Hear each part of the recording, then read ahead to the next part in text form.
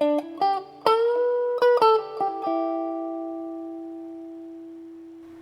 YouTube, today we're going to be taking a look at a new Squier Affinity Telecaster Deluxe. Just got it in from Sweetwater. This is the Sweetwater exclusive Silverburst.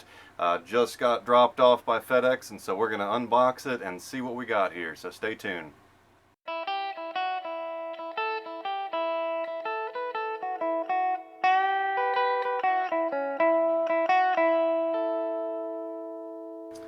Alright, so here we have and this is a new model. I believe this one came out, this design I believe came out in 2024. Very new model, and they've had the 70s classic vibe for a while that has the double humbucking with the 4 controls.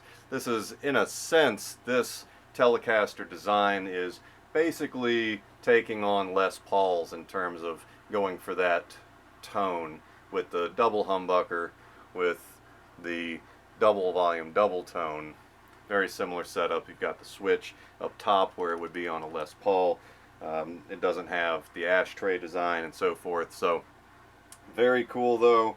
This has got the string through and contoured cut here, and feels very nice. I'll get an exact spec on the weight, but feels very light in the hand.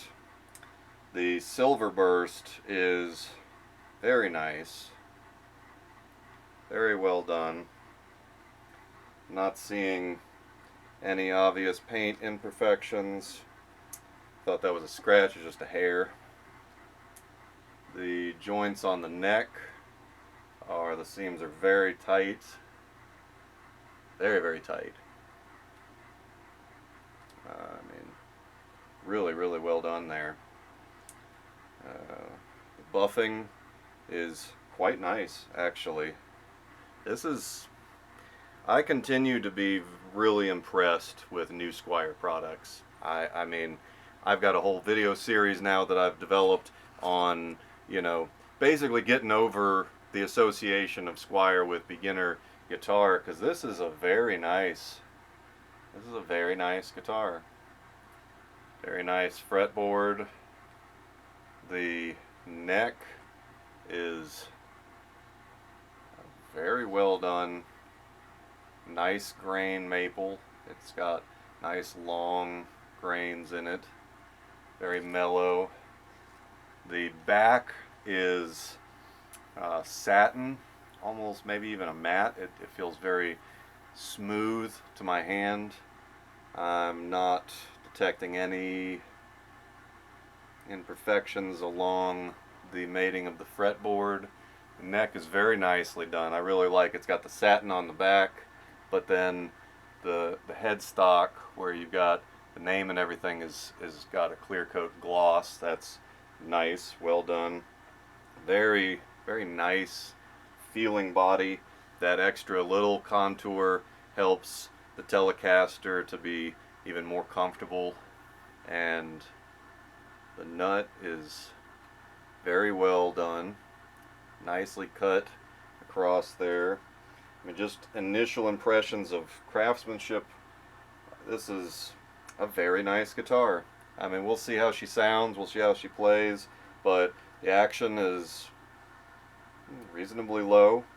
It could go maybe a tiny bit lower, but it's lower than I would expect instrument at this price point to come out of the box.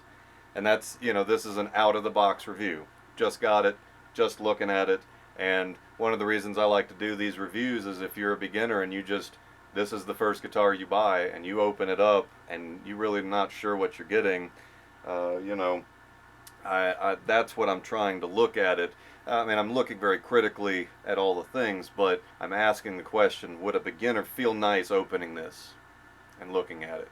But somebody that's like, I'm not sure about guitars, and I'm gonna try this Squier, and they open this, I'm telling you, I've got very nice guitars, and this is a lower price point guitar, but I mean, just overall initial impressions, craftsmanship, aesthetics, really fantastic, really well done. So before we move into the tones and the kind of playability that this guitar has. Just getting it tuned up, getting into it, feeling all the grooves and so forth about it. A couple things very impressed with. Just overall, the general feel of this neck is really excellent. The fretboard feels really good. The frets feel surprisingly good for this price point.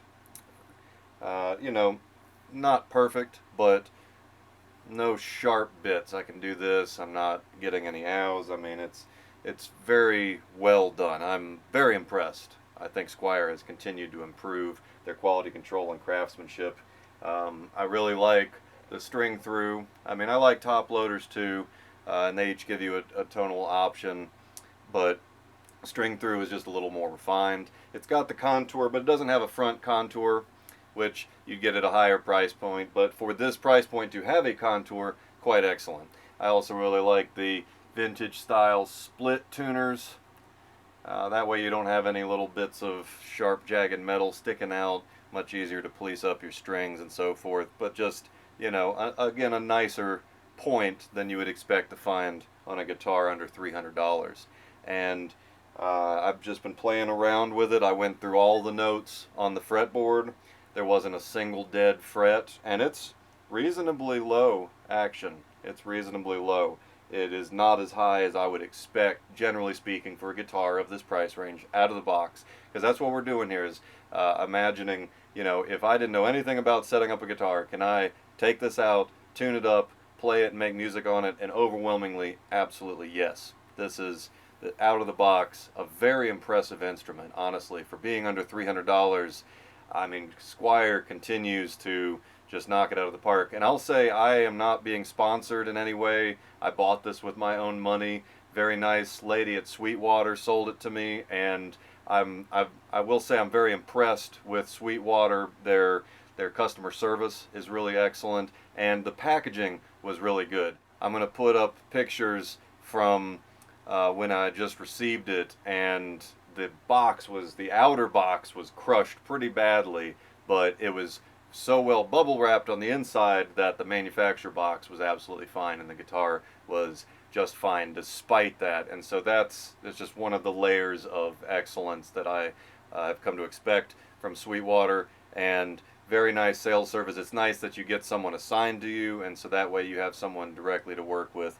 Anyway, I'm not currently sponsored by anybody, but not that I would be against being sponsored, but if I am ever sponsored, I'm going to do it under the you know, acceptance that I'm going to be completely honest, right? And so this guitar, very impressive for the price point. Some of the things that I think could be a little better, the knobs are fine, and they've got a cool like 70s vibe to them. They're fine, but they're a little cheapy feeling. Not the potentiometers themselves. They roll well, nice and consistent, the right amount of friction, and I've been rolling it up and down on both. I'm not getting crackling and popping and hissing and any of the electronic, you know, noise coming from it. So the potentiometers are good, but they, you know, they sacrificed a little bit on the knobs, and they're a little on the cheapy side, but that's one of the easiest things you can do if you have a knob set that you want to replace it with. You know, that's very easy to do.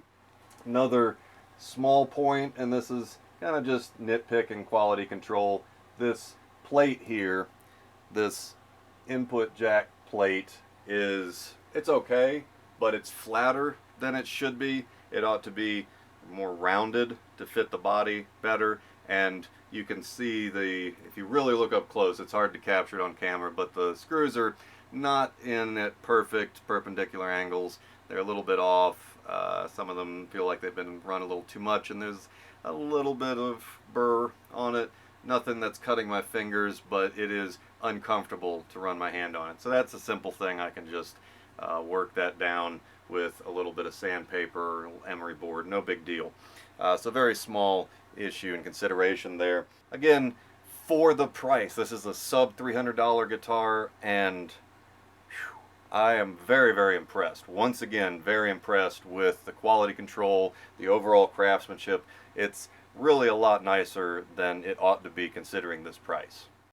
A really easy thing when you're checking your electronics is to use, it can be any kind of little piece of metal, something small where you're not going to do any damage. But if you're making sure which selector is connected, which selector position is connected to which pickup, you can select it and then touch the poles, and you'll be able to make sound if it's selected and no sound if it's not. So that was the neck, this is both.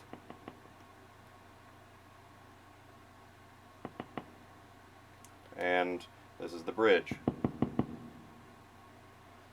So that's a incredibly simple, low-tech way to check, make sure, because I've seen guitars where the selector is reversed and you think you're on the neck but you're really on the bridge. So it's just a simple way, and it's a simple way to make sure that it's wired right and it's not selecting the wrong one or on the middle, it's cutting it. It's a real simple, easy way to check that. So looking at the tones that this guitar produces, we're going to start off in the bridge position, in the lower one, and as is typical with my reviews, I like to just run through the A minor pentatonic scale and noodle around a little bit on it for you to get the flavor of each tone.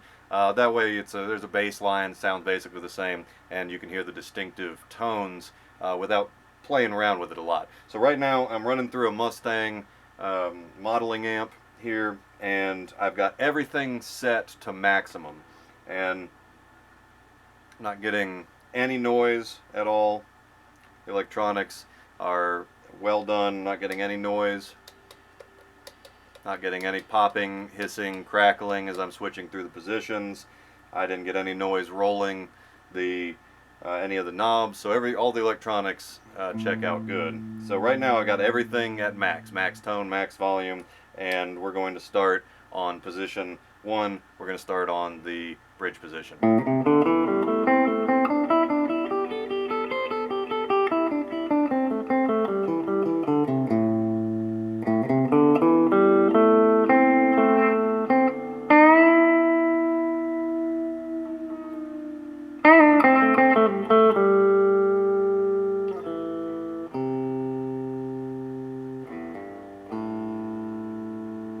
Very nice, very nice. Let's see how this is the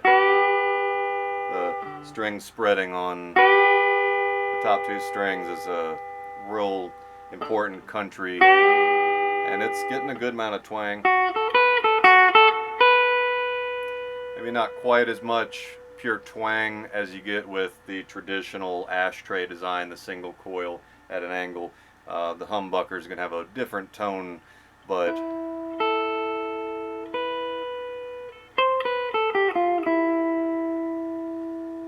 very impressive. So good tone there, decent amount of twang. I mean, if you work the tone right, you can definitely get a country tone out of it. It's not maybe as initially conducive to it as, I mean, the Telecaster, the traditional Telecaster just has so much twang, but very nice there. So now we're in position 2. This is a mix.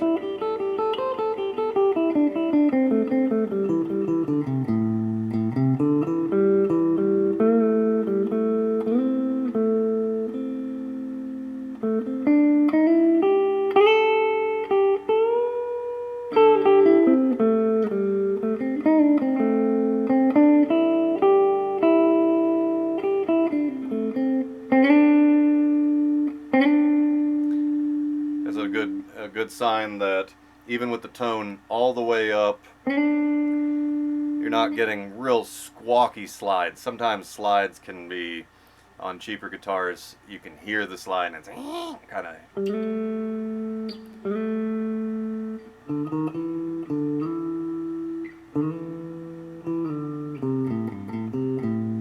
All the strings, the slides, the tone isn't popping and hissing at me.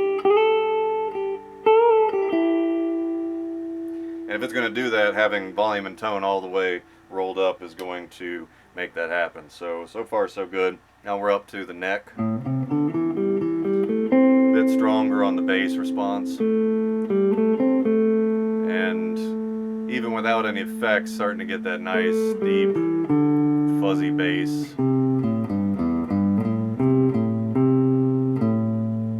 Very nice bass response.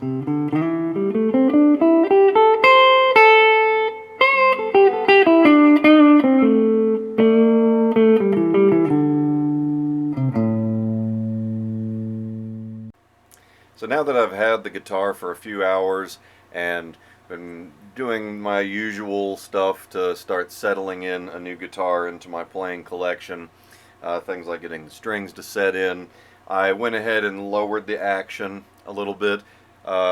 It was not unplayably high. I mean, it played just fine. I prefer a very low action, especially on Telecasters. It's just a preference thing. So I set it low, which it set down fine without any issues with the frets, which is an important thing. Sometimes the factory setting being so high is hiding bad fretwork. This was not the case here. The frets are very good. It's set at this point so low that if I attack it strong, it's going to have string buzz, but it's just because of, you know, how strong I'm attacking it. If I play it lightly, it's playing very, very nicely, which is what I wanted this for, to get more of a jazz tone out of a Telecaster, and that's where this one is going to fit into my collection. And so, so far I've still very, very, very well done, especially for a guitar of this price range. Some just minor finishing stuff. The frets, of course, I mean, you can't expect at this price for them to be beautifully polished. It's very, very good solid fretwork.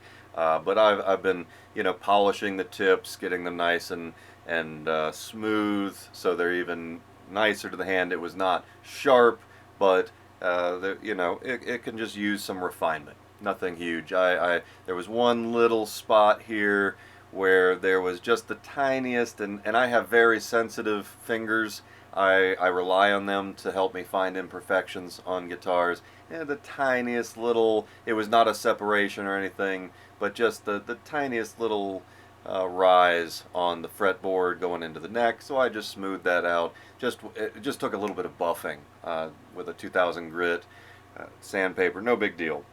There's one tiny paint imperfection in the cutaway right here. I have to even get it in the right light to see it. The buffing on the body I was actually quite impressed with, and I can't see any seam on this. The paintwork is very high marks, very high marks. The body, now, you know, in one of the ways that they're going to keep the cost down on these, it does have a contoured cutaway, but it is a very basic one. It's smooth. I mean, it's not, you know, sharp or anything, but it is a basic cutaway. You go up in level on guitars, you'll be getting smoother cutaways. You also will get a double cutaway in the front, but it does have a contoured body. It's a basic contour, but it is very well done. And that's pretty much the name of the game with this guitar, is there's nothing particularly like super excellent, but everything that they have done on this guitar is good, very good. It's very competent work. Everything is well done. I mean, again, are there better guitars? Of course, there's better guitars in the Squier lineup. If you're looking for a guitar of this style, but you want more options, particularly in terms of tone, I would highly recommend going up to the Paranormal Troublemaker. I don't have one, but it's on my wish list because you get the push-pull knobs, you get more tone options, and it's just generally speaking going to be a more refined guitar. This is the sub $300 guitar range, and for a sub $300 guitar, this thing is excellent. Everything is really, really great on it. You can pull this out of the box, you can make good music with it, and you can get right, you know, just launch right into it. This is a great guitar. And the Sweetwater exclusive finish, I've really looked closely. I have an eye for paint imperfections, and this is beautiful. It is a beautiful, beautiful job on the Silverburst. And I mean, very, very well done. Again, you know, just tiny little, like, super OCD nitpicky stuff. These are in a nice line and everything, but they're not entirely 100% perfectly level with one another. But I mean, we're talking like I'm getting in there going, eee. This is just nitpicky stuff that I'm finding on this. The cut here is not entirely, like, it's like a 1/16 of an inch off from perfectly matching the contours of the bridge there. But again, you're talking like I'm getting in there and looking very closely. I'm doing this with my glasses to find these little imperfections. And this is the kind of stuff that you can even find on higher level guitars. For a sub $300 guitar, the craftsmanship on this is really excellent, beyond my expectations. Even though I love Fender Squier, and I've really come to honor and appreciate Squier and what they're up to, I still did not expect such a good instrument just out of the box. And this is a really excellent addition to my collection. In terms of the electronics and the tones that you get out of it after further reflection, I mean, it's generally relatively basic. In terms of it is a basic kind of Les Paul-esque setup where you've got two counterwound humbuckers, and but you know, you got four knobs, two for each. It's all really well done. Are there better pickups out there? Absolutely, obviously. But for these on here, you don't immediately, the moment you plug it in, you're like, I need to replace those pickups. They just sound junk. No, these are good pickups. They're good. They're relatively basic, and you can, if you have a pickup that you really want to put in there, it's easy to do. Installing a pickup is not a hard thing.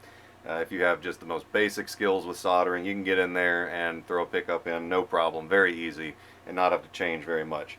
And so if you have a pickup that you want to put in there, this is the kind of guitar that's very easy to upgrade. But you don't have to. It's a very good guitar out of the box, and all of the electronics, everything worked flawlessly. I ran it through its paces, a bunch of stuff off camera just because it would be boring to watch me sit here and do all of this. But I did all the demo stuff. I checked all the frets, even after I'd lowered the action and dialed the action in. I raised the pickups a little bit. I did this and that, but I ran everything through its paces. I would hit a chord and just with the knobs and flick and flick and flick back and forth, back and forth, back and forth to see if I can get crackling, a wiggle. And I will say, I've had problems with input jacks. Now, this is not the most refined plate. I think I mentioned already it could be a little more contoured to the body there. Just a minor nitpick. But the input jack on this thus far, even though I've wiggled the heck out of it and listened for crackling and popping, so far the input jack on this is working flawlessly. So maybe they have corrected the input jack issues. As I continue to get newer Squiers, we can find out if they've improved the input jack. But I've got to say, overall, you know, this is not a super refined guitar. It's obviously not. It's under $300, but for what it is, they have done everything on this guitar right.